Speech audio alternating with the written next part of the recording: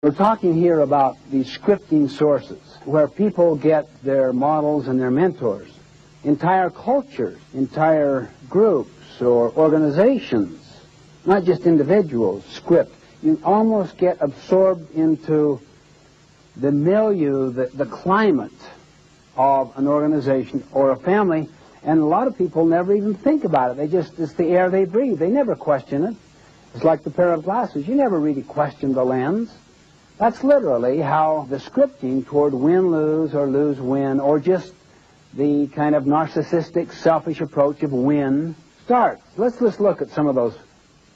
First, the family.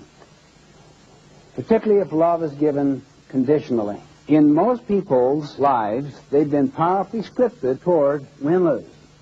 The key scripting, the key mentoring and modeling is in the first few years with the family. That's why I often say to parents that the kindest thing that a husband or a wife can do for their children is to treat the husband or the wife, the spouse, with tremendous respect and love and consideration, and to model in the home a win-win approach to problem solving, rather than a fighting approach or a flighting approach, kind of giving up. Always be grateful for the child that tests you the most, because it's that child that enables you to show unconditional love, love without condition. And when the other children sense that, they too know they are loved unconditionally.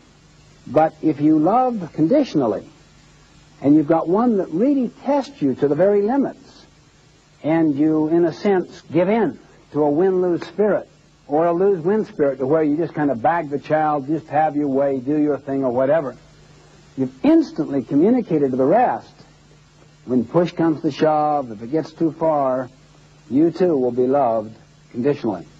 And the root of unconditional love is so basic to the concept of the abundance mindset, see, to where your security comes from within instead of from without, where you compare it to other people. Because if you're constantly in a state of comparison, then obviously you're going to be scripted emotionally toward win-lose. So basic. And that's in the family. And there are so many things you can do in the family. The most foundational one is how you treat your spouse. And then how you treat the child that tests you the very most. Then do everything you can to create a win-win approach in all that takes place. We used to do our family work parties on Saturday morning. So we'd set a goal to have so much done by a certain time, and that everyone would do what's necessary, and then we would have a special kind of party or some reward. We'd go do something as a family. In bowling, we would go for a family score instead of just for individual scores. There are so many ways you can start to inculcate the spirit of win-win. Now, that doesn't mean there isn't a place also for some parlor games and competition. The key thing is that there's respect for both forms of human interaction. They each have their place in life, but let's not push out the interdependency and the cooperation in the name of everything is a big competition. I would say that if you're in the school business, or if you could influence the school business, to try to get a spirit of teamwork at school. Get people to work as teams instead of individually only. I'm not against individual work as well. That's important. But also teamwork, where they learn to interact with other people and to come up with better solutions. And I would do away with all normal distribution curves. I'd have people either be graded against a standard which was clearly communicated, in which you as a teacher said, my job is to help you. My job is not to judge you. It's to help you reach the standard. A grade will come out in terms of that standard, but my job is to help every one of you get an A.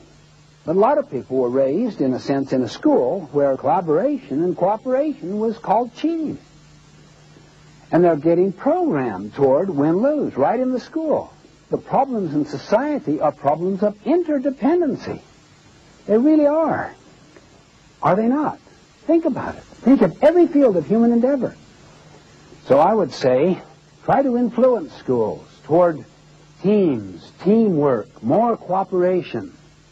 So the application of this way of thinking at home, think of all of the different ways at school, and also the way they relate to their peers. Avoid comparison languages between people. You're better, you're prettier, you're more handsome, you're the one that stood out. Just kind of avoid comparisons. And yet most of us have been powerfully raised in this kind of win-lose scripting where criticisms, complaining, and comparison and competition were just the way things are. How many can relate to that? See, most of us can. Oh, athletics. Let me just mention a couple there. I saw my son Stephen training his son Stephen to prepare for a particular soccer game. And he was talking about the goals to be accomplished. I was so impressed by that. So I went to my son Joshua in his soccer game and basically said to him, son, let's talk about what some of the goals could be. What do we want to accomplish? You know, in his mind, primarily because of the culture, was what? Win, okay? So we put that down as one of the goals. We want to win. Now, do you want to try your hardest? Do you want to do your best? Would that be another goal? Yeah? Yeah. What if you tried your hardest and achieved that goal even though you didn't win? Now, what about a team spirit? You want to pull together as a team instead of